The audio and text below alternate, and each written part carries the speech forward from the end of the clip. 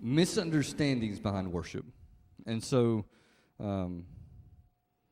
we grew up in a culture in our church where worship was a huge part of our service.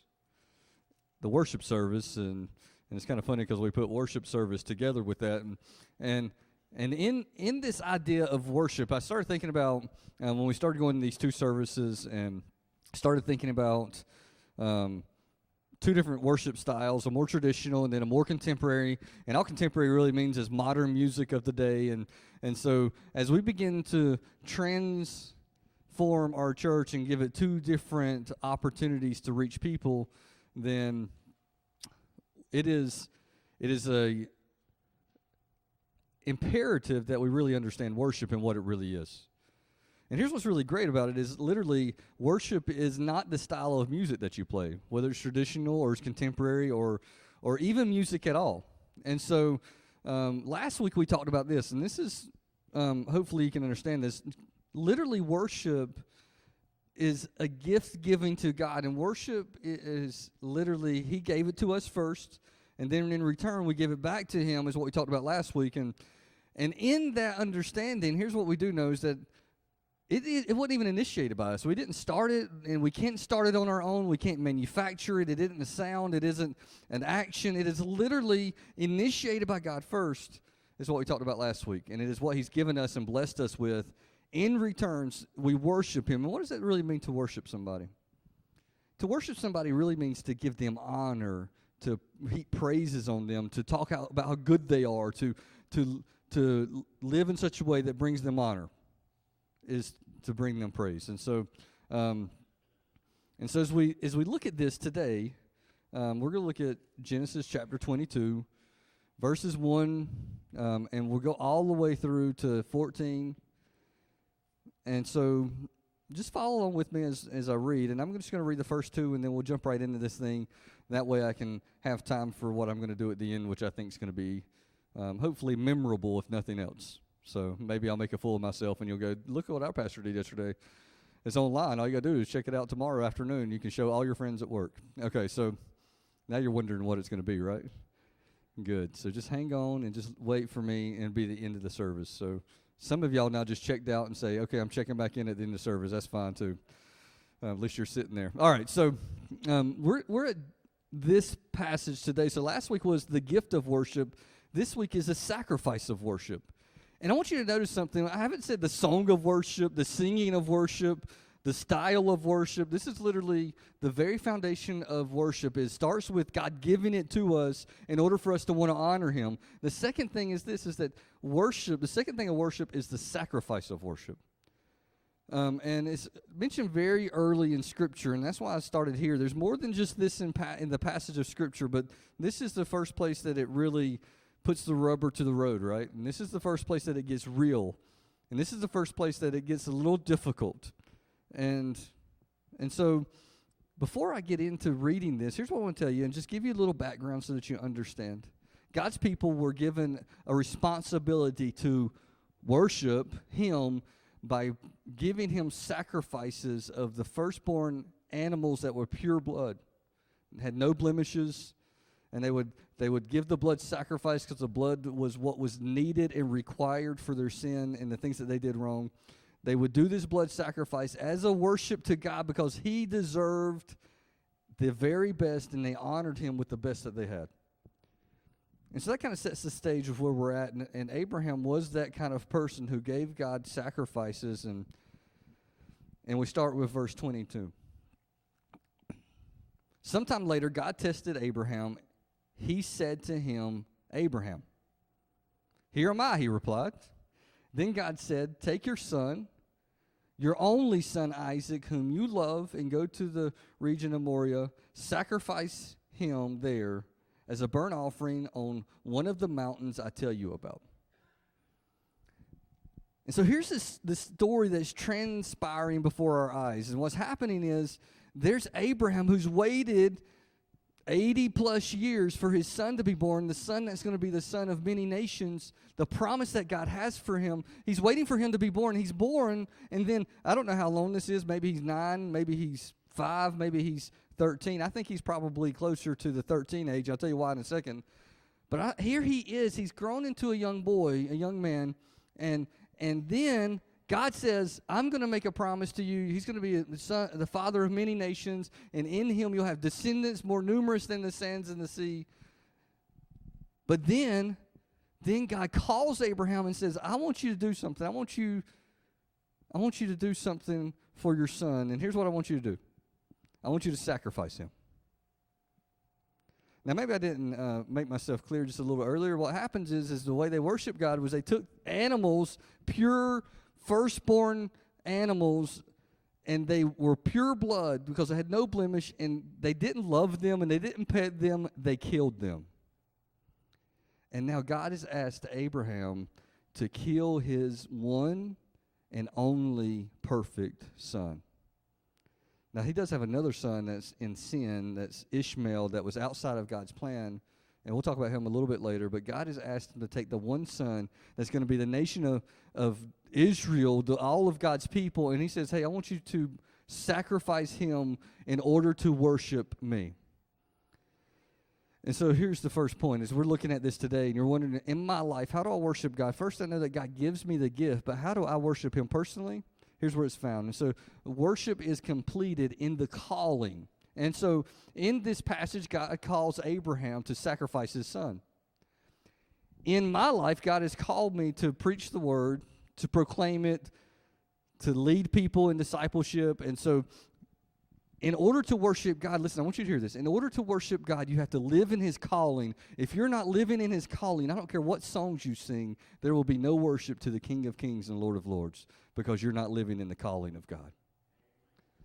Worship only happens in the calling. And so here's this calling that God lays out for Abraham, and it's pretty massive, and it's not just a little, okay, I want you to spend less time with your boy. He goes, no, I want you to literally kill him for me. Now, this makes no sense whatsoever, right? This makes no sense whatsoever for God to ask Abraham to kill the promise that he gave him.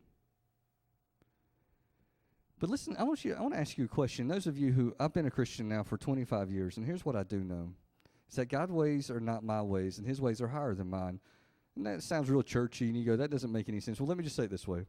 God has asked me to do things that make no sense over and over and over again. You go, well, why does he do that? Like, why is God asking Abraham to do this? Because listen to this, listen. Because in the calling, when it makes no sense, if you do the calling that makes no sense, then you're giving God full honor in your life. Because if it makes sense, you could be doing it for you, or your husband, or your kids, or your job. You could be doing it for that reason. But when God asks you to do something that blows your mind, and you go, there's no way, then he's asking you to do something that makes only sense to him and nobody else.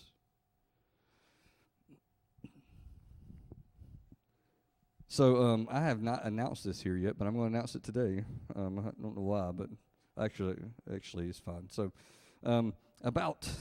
good grief, it's been 5 weeks ago now. So I was working 2 jobs. I was working for a flooring company, managing their company, and some things transpired, and me and Heather had some communications and talked about it, and so we started talking, and we decided that in the best interest of the church and our family and what God was asking us to do, then I would step down from that position and no longer work a second job. And I'm just going to be really honest, like, y'all pay me well according to what you can afford to pay me, but you don't pay me enough to support a family of 5 and a daughter who's going to have her own license. And listen, I love living in a parsonage, but I'm just going to be honest, one day I want my own house too. I mean, all that stuff is true. And so I'll never forget the day that I had decided to do it. I came back here and I talked to Roger in the sound booth, and I said, Roger, he's the only person I told, him and Randy's the only 2 people I told, and I said, I want you to know, because if somebody goes to asking, I want somebody in the church to know what's going on. I quit my other job. And he said, you did what? What are you doing? That's exactly the words that came out of his mouth. I'm like, that's what I'm supposed to do. I don't understand it. It made no sense. And you go, well, why would you do that? Well, listen, so I was over a company that is growing leaps and bounds. They're open another store that's another location, but I knew without a shadow of a doubt, because of things that had happened and what God had confirmed in my heart, that he wanted me to quit that job. Now, that makes no sense to me. And listen to this, it makes no sense to people living in the world either. When I turned my 2-week notice in, I told the guy who I gave it to, he said, so what are you going to do? Who are you going to work for? And I said, yeah, I'm just going to work for my church. And he said, you're an idiot. Literally. Except he said it a little differently than that. It was with some more choice words. But sometimes God's calling, the only way it makes sense is in his plan and nobody else's.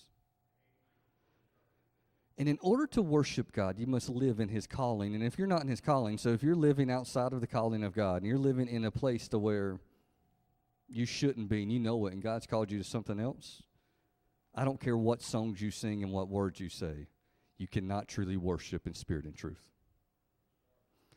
So here's the second point, and this is, we're going to go ahead and just read through this, because, like I said, I want to have enough time to do what I'm supposed to do. Natalie, can you do me a favor? Can I have your phone? You got your phone on you?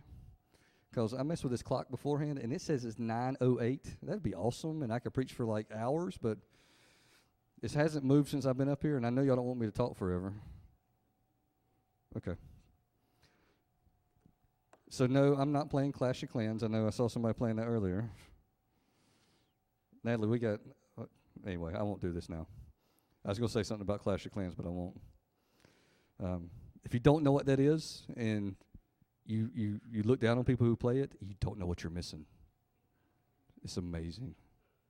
You can make archers, and if you're like somebody in my family, I won't say any names, but you can make mortars. It's really mortars, but mortars is what they say it is. It's really an awesome game. Anyway, I won't get into it. Okay, so look at this. So you can only worship God in the calling, and this is a second point, and you find it in the next passage. So Genesis 22, 3 through 10. 3 through 10, and here's what it says. It says, early the next morning, Abraham got up and saddled his donkey, and he took with him 2 of his servants and his son Isaac. When he had cut enough wood for the burnt offering, he set out for the place God told him about. So listen, he's living in the calling, right? He gets up, he gets on his donkey, he cuts the wood, he takes his son and 2 servants, and they start going to where God called him to go. Verse 4, and on the 3rd day, Abraham looked up and saw the place in the distance. He said to his servants, stay here with the donkey while I'll go with the boy over there, and we will worship, and then we will come back to you. Look at what Abraham says. I love Abraham's confidence in the Lord. Abraham knows that God has promised him a nation of descendants. And Abraham goes, I'm about to go sacrifice my son up on that mountain. Y'all don't know that, but I know that in my heart. And we're going to go worship God. And look what he says. He doesn't say, I'll come back. What does he say? And then we'll come back. And so Abraham knows this. If God allows me to sacrifice my son, somehow in his omnipotent power, in his unbelievable way of life, he will raise my son from the dead, if that's what he requires. And so that's Abraham's thought before he ever goes. Look at verse 6. Abraham took the wood of the burnt offering, and he placed it on his son Isaac, and he himself carried the firewood and the knife. And so you go, well, how do you know how old Isaac was? Well, I have a 9-year-old daughter, and she's pretty strong, and she's pretty fast. But firewood for a burnt offering, she probably could not carry. Now, when I was 9-year-old, I could carry a car because I was so awesome and really strong. But I think Isaac was more like 13 or 14. Turning into a man, starts to carry the firewood. He understands the traditions of worship. You're going to find that out now. And so here he is. And you go, why is that important how old he is? It's important. Kids are a little different because kids are pretty amazing. Even when they're first born, you say, wow, that's my child, and you have tears of joy. And when I had my first kids, I thought they were beautiful. Natalie thinks this is a lie, but this is true. I thought they were beautiful because they were my kids. I'm just going to go ahead and tell you right now, every baby that's ever born that's not my kid looks like an alien. Head's too big for its body. Eyes are a little bigger than they should be. And then if they use those clamps on them, I'm sorry. Cone heads from Saturday Night Live all over again. But anyway, those babies come out, and they don't look very... And so they're awesome when they're babies, and you love holding them, and you love caring for them. But I'm going to tell you, as a father who has a soon-to-be 16-year-old, Lord help the roads, 16-year-old, soon to be 14-year-old, and a 9-year-old, the older they get, the more attached I am to them. I mean, I can't imagine my life without my girls. Now, that could happen, but I can't imagine it at all. And so as this has progressed and as Isaac has gotten older, I guarantee you Abraham has fallen more and more in love with his son and the attributes that he has. And so as you continue following along, look at what he says. And so he said, so the two of them went up together. Isaac spoke up to his father and said, "Father?" "Yes, my son," he replied. "The firewood is here," Isaac said, but there is no lamb for the burnt offering. So there's nothing to sacrifice, basically. Verse 8. Abraham answered and said, "God himself will provide the lamb for the burnt offering, my son." And the two of them went together. And you know, Isaac's going, "My dad's crazy." Now, a lot of you think, like, your parents were awful. Isaac was in his 90s, close to 100 at this point. And so, Abraham wasn't. So Isaac's probably thinking about his dad going, "My dad's losing it. There's no lamb here. God can't provide that." And so they keep going up this mountain together. And look at what happens. Look. And when they reached the place that God had told him about, Abraham built an altar. And they built them out of stones, stacked them up. And there they arranged the wood on it. And then look at this. I can't even fathom this. So, look what he does. He goes, then he bound his son Isaac and laid him on the altar on top of the wood. Can you imagine? I can't even fathom it. And he binds him up and puts him on the altar. Then he reached out his hand and took the knife to slay his son. Abraham is fully doing exactly what God commanded him to do, even to the point of tying his son so he can't move, to the point of taking the knife in his hand to kill his son. And so you go, well, what does it mean for me? And so, no, I don't think God's going to ask me to sacrifice Natalie today after lunch. He really hasn't. I promise I won't kill you. He hasn't done that for me. But so what does it mean, though? God has called me to do something specific. And here it is. Worship is fulfilled in action. It is fulfilled in your actions. It's not fulfilled in mimicking actions. It's not fulfilled in fooling people. It's not fulfilled in saying the right words. It is fulfilled in the action of God's calling in your life. And so without the actions, the words are pointless. Without the actions, then God's word literally and his calling literally means nothing to you and to everyone else. And so literally, in order to honor God, there can't just be words, there have to be actions that go behind it. In order to heap praises onto him, the actions must follow.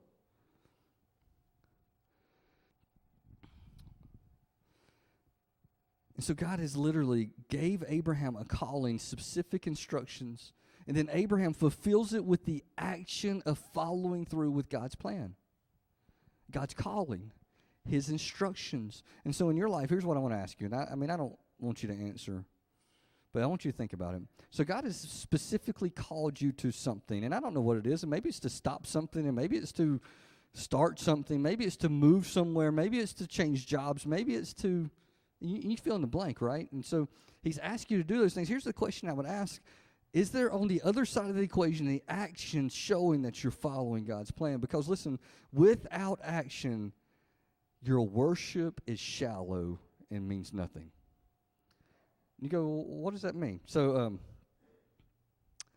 as you raise kids, and as I have been a children's pastor before, and as I've been a youth pastor before, and you deal with kids,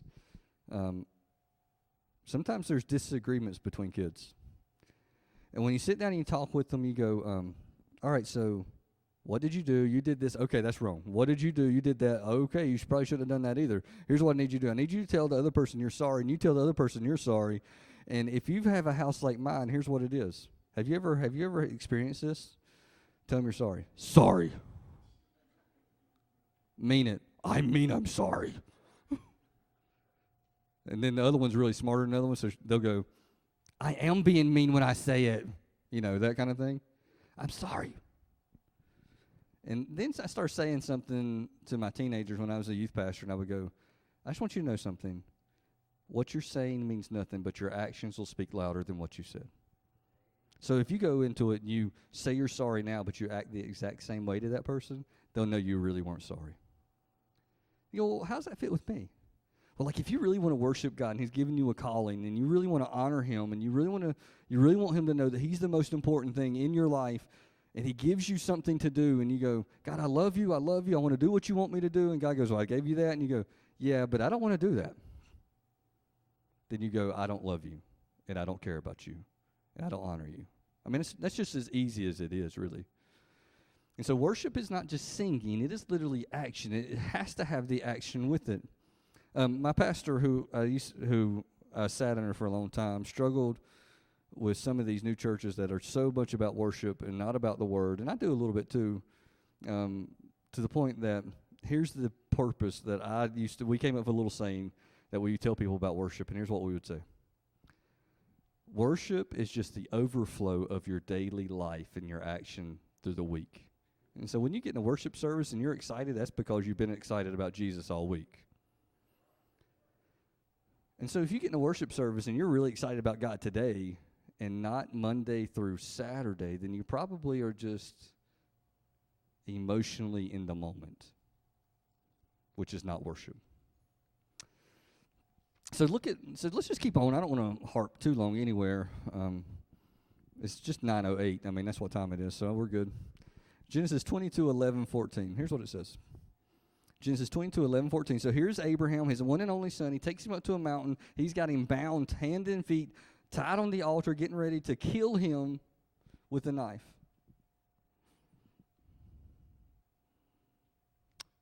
And then verse 11. But the angel of the Lord called out to him from heaven, Abraham, Abraham. So like yells at him, stop. And he replied, here am I. He says, do not lay a hand on that boy. Do not do anything to him. Now I know that you fear God, because you have not withheld from me your own son. Only son, right? 13. Abraham looked up, and there in the thicket he saw a ram caught by its horns. He went over and took the ram and sacrificed it as a burnt offering instead of his son. So Abraham called the place, the Lord will provide. And to this day it is said, on the mountain of the Lord it will be provided. And so there's several things happening here. One, it is reaffirming a point that I just made. And so literally in Abraham's action, he's confirmed that God's more important than his son, and that he wants to give more honor to his Father in heaven than to his earthly son, which is pretty important. I know they used to fight the battle all the time. Listen, your kids may be really amazing. My kids are really amazing. But when you compare them to Jesus Christ, they are nothing in comparison. My wife is really, really amazing, and I love her more than you'll ever know and more than you can probably fathom. And so, but compared to God, she is literally absolutely nothing. And so in this comparison, Abraham, his actions, he fulfilled in his action his admiration for God. But here's what happens in this. Worship is this. You go, what is the definition? What is behind worship? What is the motivation behind worship? This is it. Worship is acknowledging the provider. Or another reason why I use that is because it says that this is the mountain that God will provide, right? So worship is literally understanding where the help comes from, understanding who gives you what you have, understanding what you own and what he owns, understanding what abilities you have and what abilities he has, understanding, listen to this, understanding your place in the hierarchy of your life and understanding that he's the provider and you're just somebody that's a bystander. That's literally what it is. And you go, well, why is it so important to understand who the provider is? And this is why. It's because when you understand that God provides everything for you and then you look around and see how blessed you are, how can you not want to honor him and tell people about him and worship him and do what he says to do, because he has given you everything and you don't deserve it. I mean, that's what it is. And so Abraham, in his worship, he is understanding that God will provide. Well, that's at the end. When God provided the ram, then Abraham said, God will provide. This is on the mountain of God, he will provide. That's when Abraham said that. Well, you must go back, and it's not going to be on the screen, but I'll read it to you just so you understand. This is verse 5. He said to his two servants, you stay here with the donkey while the boy and I go over there. And me and my son, we will worship, and me and my son, we will return. He knew before he raised the blade, before he saw the ram, before the angel called out, that God would what? Provide. In worship, you understand this. Listen, I want you to hear this. Worship is not feeling like everything's peachy. Worship is not going, man, you know what? God, everything's so good in my life right now. There's no trouble. There's no trials. There's no tribulation. Everything is exactly the way I want it. Anybody can worship in that environment. But true worship happens when you understand the outcome is in his hands and you're going to trust in that and not your own. That's true worship. Here's the final point, and you have to go to a different book, and it's not really hard to find. It's in Romans. So I didn't have you jumping all around Scripture today. Just two passages. Romans chapter 12. Romans chapter 12. Verses 1 and 2. You know what y'all should do? Y'all should freeze my clock every Sunday, because I might get done in record time today. I just looked at Natalie's phone, and I'm like, man, I'm killing it. But usually I look at the clock, and it says 9:08, and I really don't know what time it is, so I'm worried. All right, so look at this. So this is Romans 12, 1 and 2.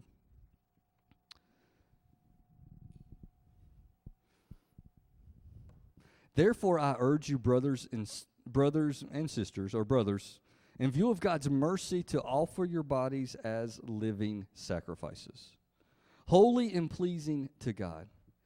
This is your spiritual act of worship. Now, if I don't know if you underline your Bibles, but if you do, this is an absolutely important verse to memorize.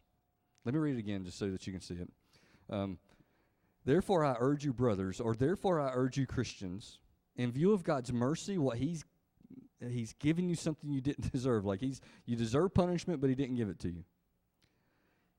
To offer your bodies as a living sacrifice, holy and pleasing to God. So in other words, you're going to live in such a way that you're going to live that it honors God, that He is pleased with everything that you do. Live that way. Why should you live that way? Because this is your spiritual act of worship. It says nothing about singing. It says nothing about the type of music you listen to. It says everything about how you live your life. Worship is generated within how you live your life. And look at this. Okay, so let me continue. But do not conform any longer to the pattern of this world, but be transformed by the renewing of your mind. Then you will be able to test and approve what God's perfect will is. And so in this, listen to this. This is it. This is the last point. And then I'll do my whatever I'm going to do. It says personal relationship or personal worship is found in sacrifice. Personal, your worship to God is not found in what's easily accomplished. It is found in what is hard to accomplish. I thought about this long and hard about the Old Testament sacrifices. And God called that worship. We had this guy come in and do a youth conference one time, and he talked about worship, and I thought he was going to talk about singing and lifting your hands and doing all this stuff that I had known as a kid. And he comes in and he talks about altar sacrifices where they killed animals, and I'm like, this is kind of morbid and this is awful. And on stage he got up there and he had this animal, not a real animal, don't call him, like, I don't even remember his name, but don't call nobody on him, a fake animal, and he cut it up and placed it on the altar the same way you would a real one. And no, there was no blood and there was no mess, but you could imagine what it would be like. Because let me explain how they did this. And this just, and you go, why are you telling me this? Because this helps drive home the point of this was not easy. It was very gruesome. They would take this perfect animal, that most of the time, listen, most people don't know this, but most of the time they would take it in their homes and leave it in their homes for a couple weeks, make sure nothing happens to it, take care of it, feed it good grain, make sure it doesn't eat any weeds or anything, make sure it's perfect is what they would do. Spend time with it. And so they spent time with it. Then they would take it to the place where they're going to sacrifice it. This is what they did. Cut its head off first, drain the blood out. They would drain the blood into basin or jars, not basin jars. That'd be awesome when they look like cannon jars. That's not what it is. They drain it into jars, pottery jars, and then they cut the body symmetrically in half. And they took all the innards out and put the innards in a container, left the meat and the skin and all that stuff together, but they cut it directly in half and laid both halves symmetrically on the altar. And then they would burn what was on the altar. Then they would take the innards. They would burn the innards as well, separately. Take all the ashes of the sacrifice and place it just outside of town so that nobody would forget how hard worship was. And you go, that sounds absolutely horrible.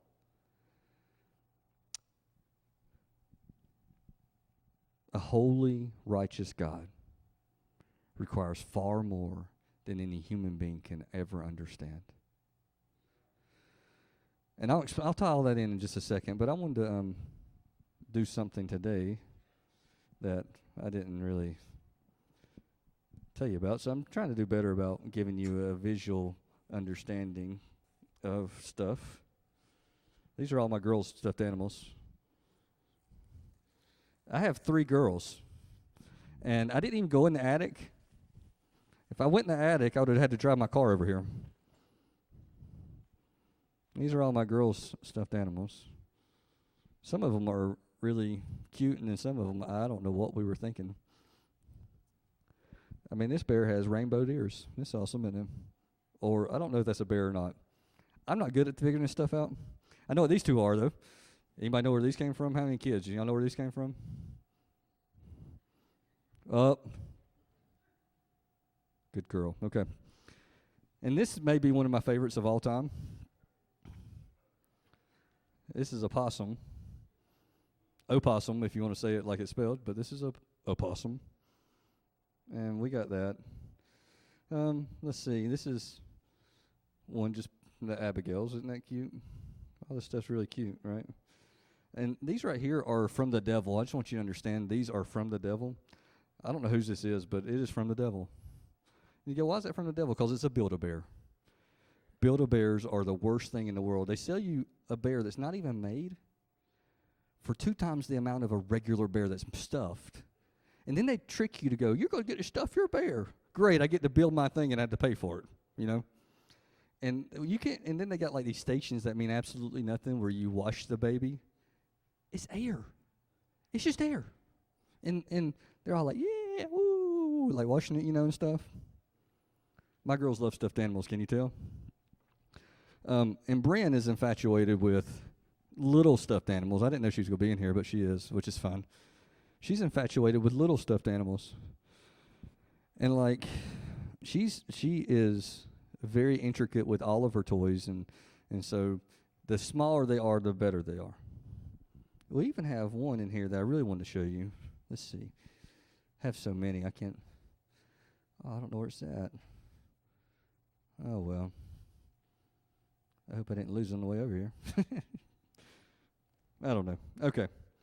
So you go, why are you showing all these stuffed animals? And I had them move the monitor so everybody could see this big pile of stuffed animals. And so I was thinking about this, and Brian, when she was a little baby and very young, her very first stuffed animal was a Build-A-Bear, and it was a lamb, and she called it Lammy. And I just want you to understand, there's some great things about a little stuffed animal like that, and then there's some absolutely horrible things. The great thing is that she loved it. She slept with it every night. If we didn't have it, oh my goodness. I wanted to kill myself if we didn't have it because she would not sleep. She screamed. You've all seen kids that have a stuffed animal like this or a blanket like that, or they carry things around that's theirs. And they don't want anybody else touching it. They don't want anybody else messing with it. And in fact, if somebody would have messed with Lammy when Bryn was about 5 years old, she would scream at the top of her lungs when we go in there and be like, "What's happening?" And she'd be like, wouldn't even talk about it. And then you'd be like, see some cousin over in the corner playing with Lammy and be like, "Nope, give me that back. That's hers and nobody else's. You put it back in her hands. You cannot touch it." And let me tell you something about Lammy. Lammy was white, which is the worst thing ever for a kid to have if it's going to be something they carry everywhere. Lammy was a black lamb whenever last time I saw it, but it was so very special to her. So here's what I did. I got all these stuffed animals, and all these stuffed animals are the good stuffed animals because the ones who are not good make it to the attic of the parsonage. Those are the ones that we let go away that are pretty easily to let go of. All these stuffed animals are going to represent one thing for everyone in here, and here's what it's going to be. It's going to represent something for me, and here's what they are for me. They're going to represent things that we like to hold on to.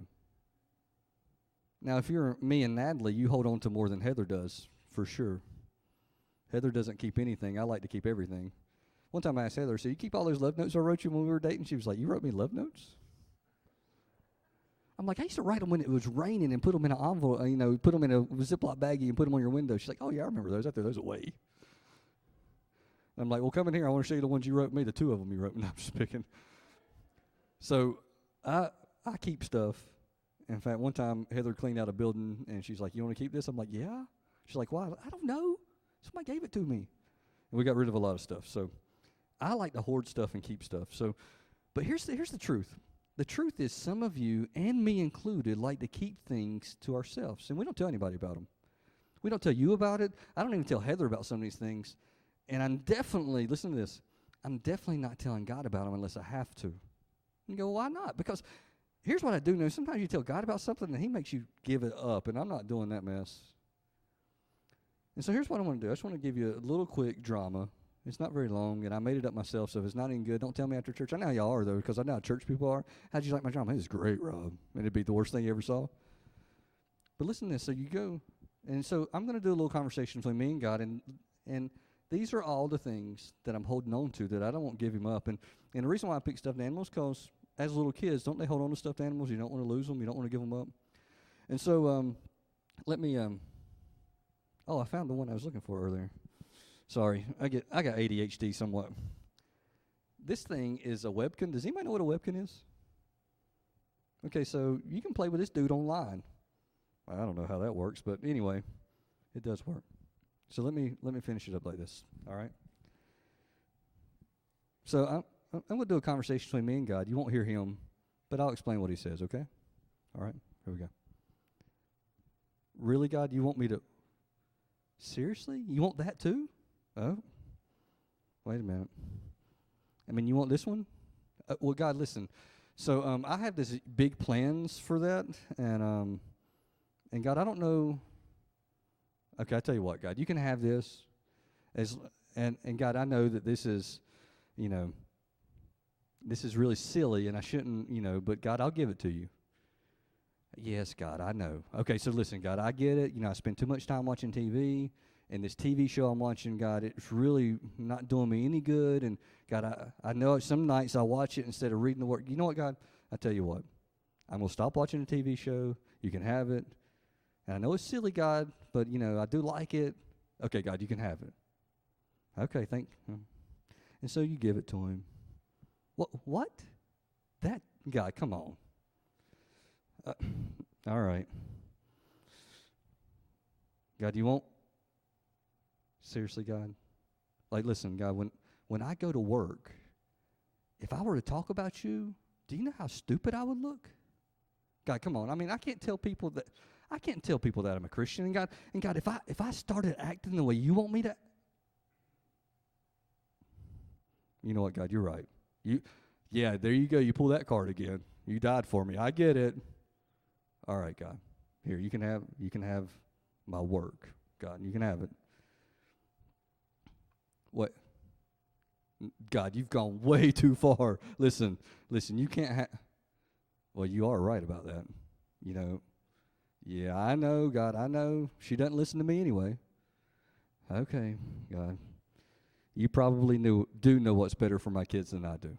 So, God, I tell you what, they're really close to me, and I love them, but, God, you know what? Okay, God, you can have my kids. You can have my kids. But, God, please take care of them. Oh, I know you do what you say you're going to do, but, God, please just take care of my kids. All right? What? Wait a minute, God? Oh, no, hey, listen, I'll tell you what, you can have any of these, but you can't have that one. No, listen, God, that one's not up for debate because, look, I brought all these out. Look, you can see all these. Look, God, I know all these things you've been dealing with, but, God, you can't have that one? No, really. Really, God, like I want any one of these you can have. Take any one. Like, here, God, look, here, God. Here, take this one. Yes, listen, God, I will give up the Panthers on Sunday if you'll just, but, God, look, I just take any of these.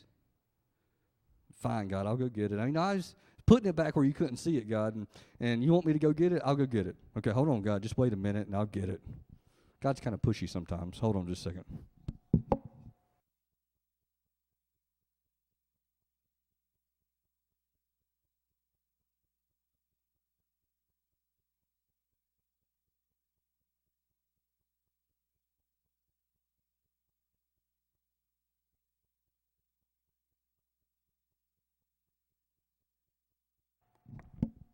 All right, God, this is ridiculous. You know how stupid I look carrying this one around? It's big, and I was hiding it, and I didn't want anybody else to know about it, but God, listen, you don't want this one. Take all those other ones. I know. You're always right. Okay, God. I tell you what, you can have my dreams. You can have my aspirations. You can have me. All of me. Not just a little bit, not just what I'm willing to give you, but God, you can have me. And that is what worship is.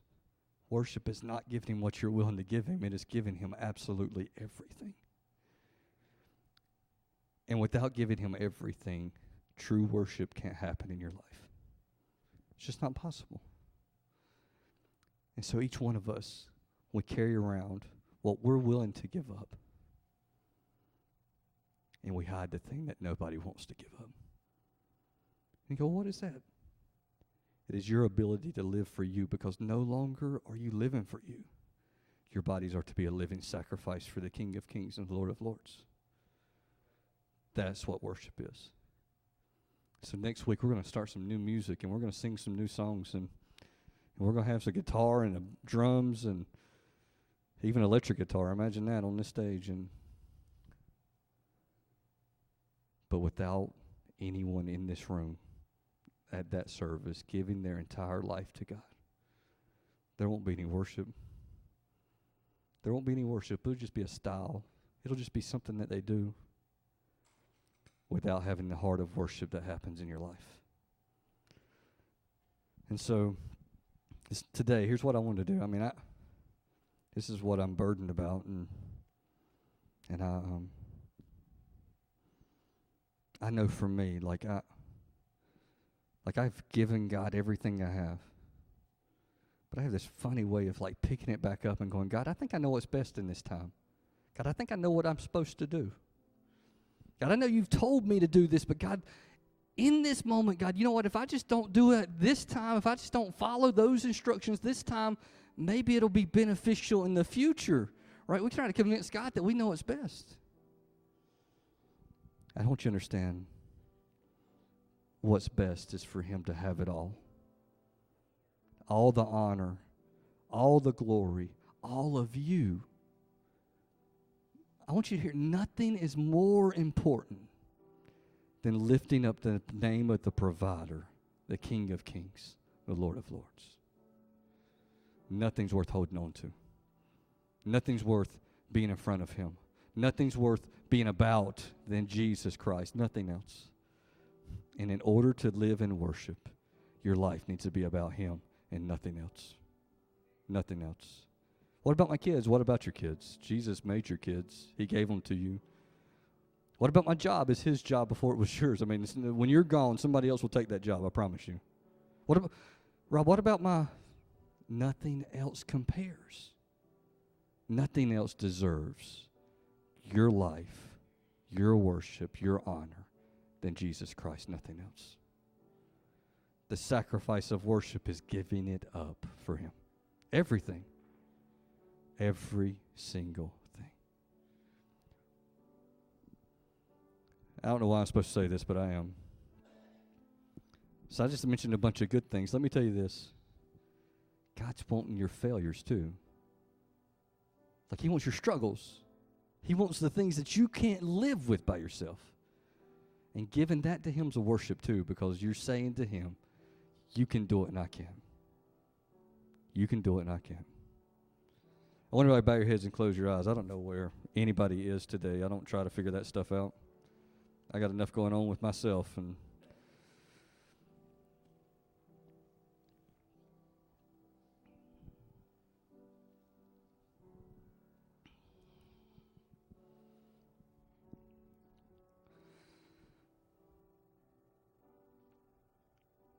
so the obvious question is this, for you and for me and everyone else.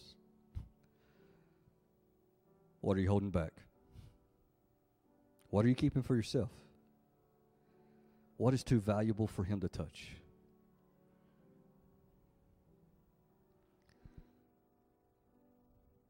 Because giving him that will bring honor to his name. Will announce to him that he is the king of your life. And that he deserves it all.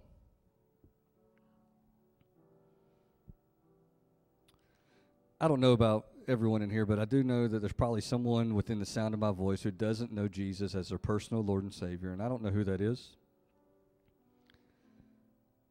But if you want to find out what that's all about, then I'll be hanging around after church, or you can come down here in a few minutes during our invitation if you want to talk then. I don't care. Anytime, see me before you leave. But for all the believers in here, I want a group of believers worshiping Jesus in spirit and in truth. And that happens through sacrifice, giving up what you think is most important for him.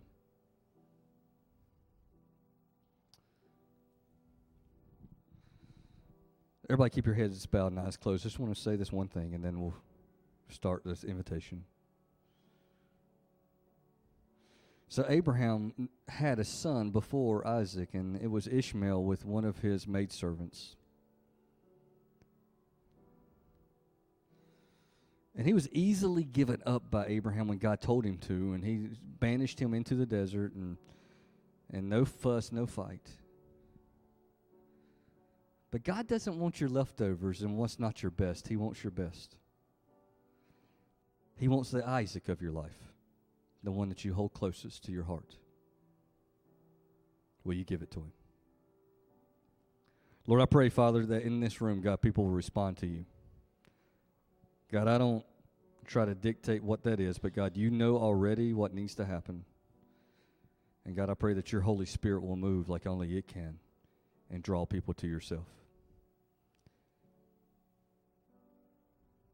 If you need to come, you come.